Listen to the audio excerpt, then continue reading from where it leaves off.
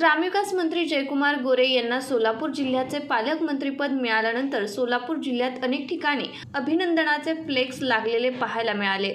हा फ्लेक्स शरद पवार गटाच्या खासदार धैर्यशील मोहिते पाटील यांच्या कार्यकर्त्यांनीच फाडला असल्याचा आरोप शेखर गोरे प्रतिष्ठानचे कार्याध्यक्ष वैभव मोरे यांनी माढ्याचे खासदार धैर्यशील मोहिते पाटील यांना मान आणि खटाव तालुक्यात सभा आणि फ्लेक्स लावून दाखवा, आम्ही तो उधळून लावू असा इशारा त्यांनी दिला आहे। या महाराष्ट्र राज्याचे ग्रामविकास तथा पंचायत राज मंत्री सन्माननीय जयकुमार गोरे भाऊ यांना आत्ताच नुकतं सोलापूर जिल्ह्याचं पालकमंत्री पद जाहीर झालं आणि त्यानंतर सातारा जिल्ह्यामध्ये आणि मान खटावबरोबर सोलापूर जिल्ह्यामध्ये अतिशय आनंदाचं वातावरण निर्माण झालं आणि सन्माननीय मुख्यमंत्र्यांना सन्माननीय जयकुमार गोरे भाऊंकडून खूप मोठी अपेक्षा आहे।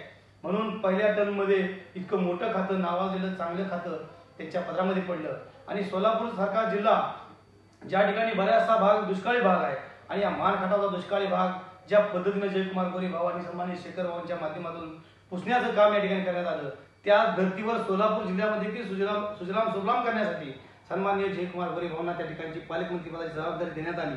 मात्र त्या ठिकाणचे आता माढ्याचे खासदार सन्माननीय धैर्यशील मोहिते पाटील यांना हा आनंद पसनी पडलेला दिसत नाही।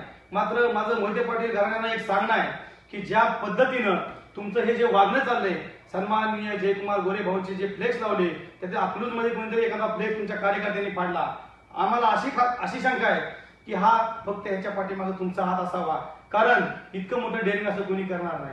मात्र मला तुम्हाला परत एकदा सांगायचं आहे की अतिशय सामान्य घरातून आलेले गोरे कुटुंब, अतिशय बिकट परिस्थितीतून आलेलं रेशनिंग दुकानदाराची ही मुलं आज मंत्रिपदापर्यंत गेली। आपण खरं तर याचा विचार आपण करायला पाहिजे, आपण दिलेले बोल किती पाळले याचा आपण गांभीर्याने विचार करायला पाहिजे। मात्र तुम्हाला एक माझी सन्माननीय शेखरभाऊ गोरेंचा कार्यकर्ता म्हणून तुम्हाला एक विनंती आहे, जर तुमच्यात खरंच इतकी धमक आहे तर तुमचा मी मान खटावमध्ये एक तुम्ही फ्लेक्स लावून दाखवावा किंवा तुम्ही एखादी जाहीर सभा इथून पुढे घेऊन दाखवावी, आम्ही ती उधळल्याशिवाय राहणार नाही, हे तुम्हाला आमचं चॅलेंज आहे। कारण जर तुम्ही अशा प्रकारची कृत्य करत असाल, जर तुमचे कार्यकर्ते अशा प्रकारची कृत्य करत असाल तर हे मात्र आपल्यासाठी शोभणार नाही। कारण आपण ऍक्सिडेंटली आपण खासदार झाला आहात, आपण नशिबाने खासदार झाला आहात, त्यावेळेची परिस्थिती तशी झाली म्हणून तुम्ही खासदार झाला आहात। नसेल तर राजीनामा द्या आणि पुन्हा खासदार केलं उभं राहा, तुमचा पराभव याच ठिकाणी किती मतांनी होतो हे देखील तुम्हाला त्या ठिकाणी पाहण्यास मिळेल।